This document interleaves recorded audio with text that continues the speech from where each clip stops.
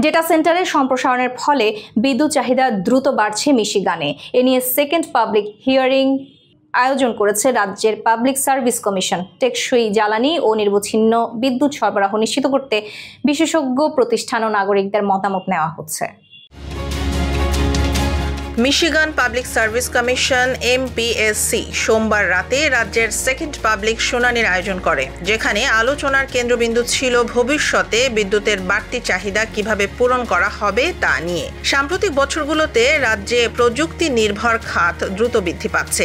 বিশেষ করে data centre স্থাপনের প্রবণতা বাড়ায় বিদ্যুৎ ব্যবহারের চাপও বেড়ে চলেছে।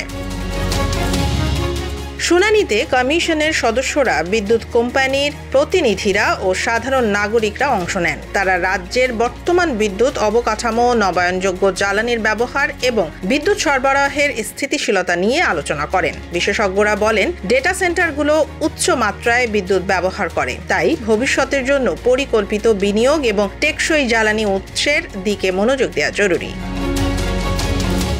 অনেক নাগরিক পরিবেশের প্রভাব নিয়েও উদ্বেগ প্রকাশ করেন। তাদের মতে, বিদ্যুৎ উৎপাদনে যদি এখনই নবায়নযোগ্য উৎসের ব্যবহার না বাড়ানো হয়, তবে কার্বন নিঃসরণ বাড়বে এবং জলবায়ুর উপর নেতিবাচক প্রভাব ফেলবে।